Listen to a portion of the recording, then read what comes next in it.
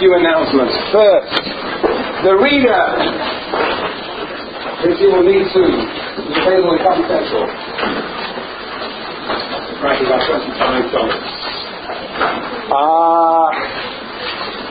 It will go to mind, right? Discipline and Punish, yes. So, we start Discipline and Punish. Well, probably in reality, probably next Thursday. We'll see. Second, the blog is going fine. There's much on the blog to help you figure out Durkheim and Obama. They go together. Third, there's a review session later today. Anybody interested in coming? Okie dokie. 4 o'clock. I was going to do it in 475 Farrows, but I think I will do it in 100 Lewis, just in case there's not enough room in 475. Yes, Matthew? 100 Lewis. Where is Lewis? It's somewhere near... Oh, that way.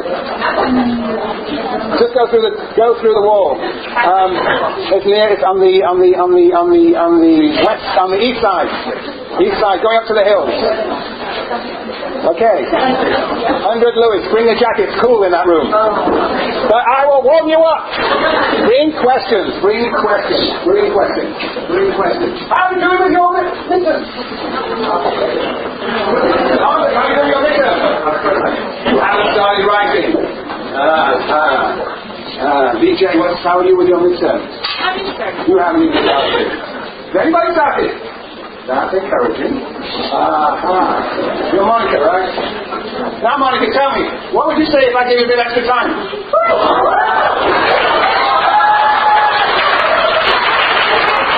No. The power is in Monica.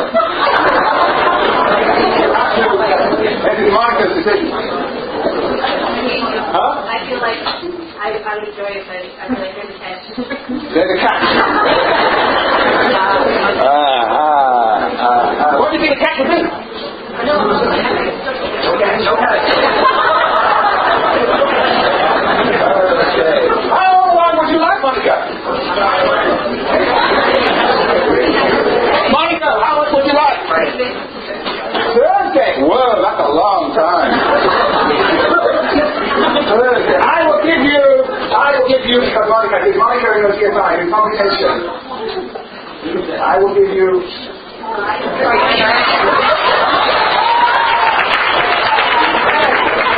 Now you see, you're going to say around me.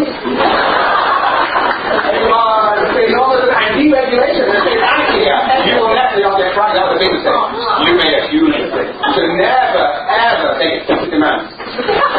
As a trade union organizer, you know you have to make realistic demands when you negotiate the capital, right? Well, actually, we should hire it.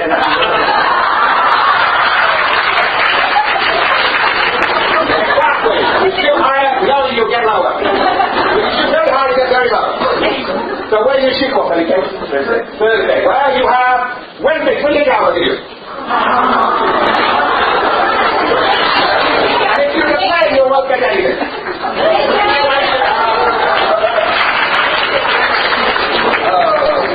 be proud of you. Okay, 3 o'clock on Wednesday. 3 o'clock on Wednesday. And on Tuesday, where we'll still get a little bit of Durkheim, we'll be ransacking Durkheim on Tuesday. We probably won't get to Lenin and Gramsci, so we might miss them off. Okay? So it's due in your GSI boxes 3 p.m. Wednesday. So that means you can go to the beach on Monday.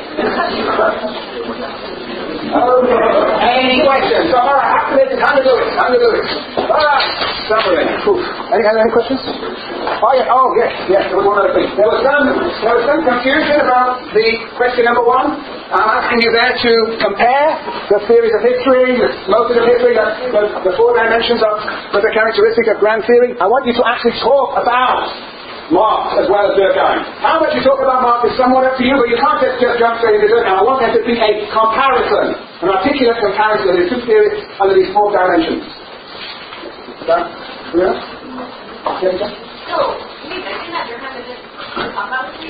Well, yeah, I mean, that would be, I think that's saying in the paper, silences are important as okay, well, sorry, that's fine. So, yes, no, in fact, you can definitely say that, that's the point. If you put Marx, you write about Marx, it's clear that there's certain things missing in Durkheim. And you may want to make the argument, you may, that Durkheim doesn't, well, it doesn't deal with history in the same way, Yeah, that'd be very good. That's why, you've got to say to him about Marx to make that point about Durkheim. So you can't, so I want you to actually, Marx will appear in it. How much is Marx, I think, is somewhat up to you, but there should be something like Durkheim opposite. And it should be a comparison. There's no point in just telling me what Durkheim thinks about the theories of history. That will not do. It's best to say definitively, you've got to compare the 2. Am I being sure about it? Yeah? Good. Right. Okay, any questions? Going. Done! Cool. Right. Okay.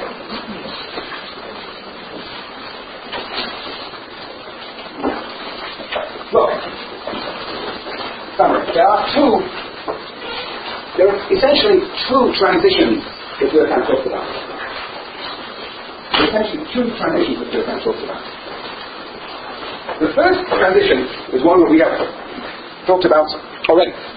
It is essentially the rise of the division of labour.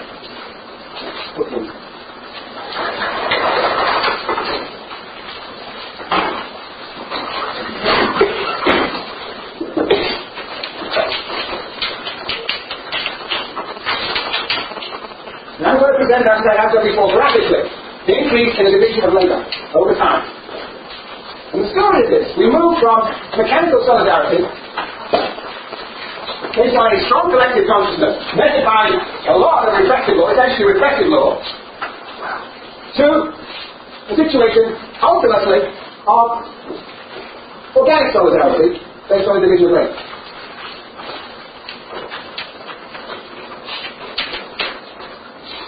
And what Durkheim says is that this is measured by a decline in reflective law.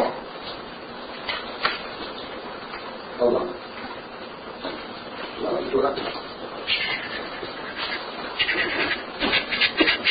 Yes. Reflective law. And don't forget, there's going to be some collective consciousness down here, strong collective consciousness here, strong CC. And here we have, remember, a weaker collective consciousness. The individuals have 3 consciousnesses. They have their individual consciousness, they have their localized consciousnesses, according to the group they belong to, then a national collective consciousness. And so there's going to be, as we described it before, a weakened, less-precise collective consciousness that contains the morality of cooperation, social justice, and the cult of the individual, and then there are these petals which are the consciousnesses of the occupational groups. This is the sort of necessary condition for this division of labour to lead to solidarity. Anyway, the repressive law declines and the restitutive law increases. Restitutive law increases. And we characterised this last time, there's your history, Jessica, we characterised this last time as book 2, chapter 2, and how does it look? It looks like this. The alphas, the betas, the gammas, then their coalescence, leading to increased moral density, leading to what? To struggle, competition, leading to new needs, fatigue, resources, leading to division of labour that will supply the new needs if and only if there is sufficiently strong collective consciousness and regulation to avoid struggle leading to colonization, suicide and genocide. The same story, essentially. That is one story of transition. Interesting. Yes. Now, there's another story. And it's an interesting question what exactly is the relationship between these two stories.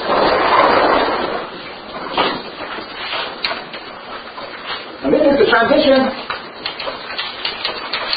from what? From the abnormal division of labour to the normal division of labour. And the normal division of labour gives rise to what? Solidarity. And the abnormal one gives rise to conflict. Here again, we have a picture. Over time, what we see is, I'm going to draw a picture of the changing amount of solidarity. In the beginning, we got mechanical solidarity, and then as the division of labour developed, yes, we'll see what's on this. Mechanical solidarity, as the division of labour developed, so what happens is, there's transition, there's turmoil, there's conflict, and so instead conflict diminishes. Conflict increases and solidarity diminishes. Solidarity diminishes. And then, so this is the moment of the abnormal division of labour. And we talked about the anomic division of labour last time, we'll talk about the forced and discontinuous one this time. And then, what's going to happen is, that's the abnormal ones, then hopefully what will happen is what? Solidarity will increase. And we will get the true organic solidarity. Then we have what? The normal division of labour. You see, all around that time, you see conflict and struggle. And so he said, well, it seems reasonable that people, like Marx, like socialists, who say that the division of labour inherently leads to conflict. And he said, no. It is only the abnormal form of division of labour that leads to conflict.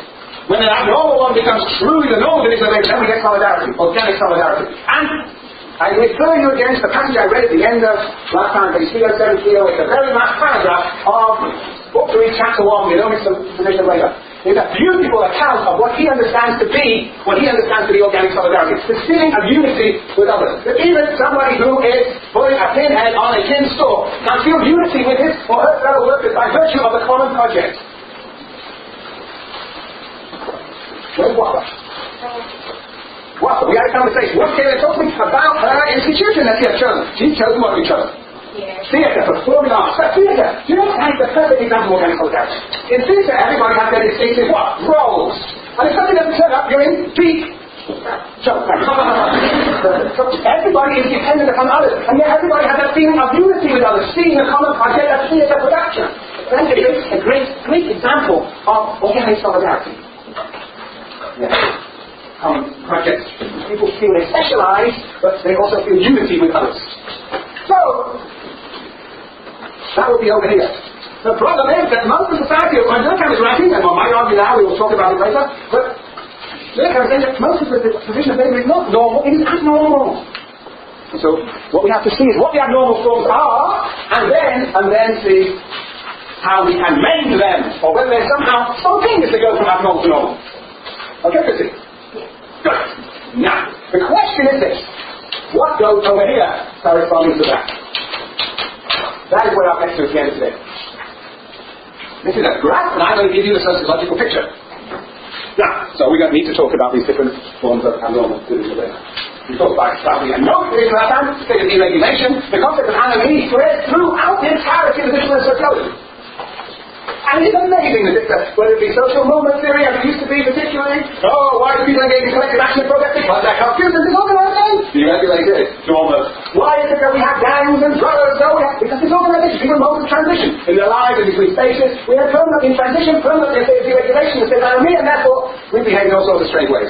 I think sociology has come along a little bit, but still so much sociology is actually shaped by the idea of anarchy. Basically, Durkheim is basically saying in this chapter, book 1, chapter 1, he is saying essentially that the state of deregulation is the result of transition from mechanical solidarity to organic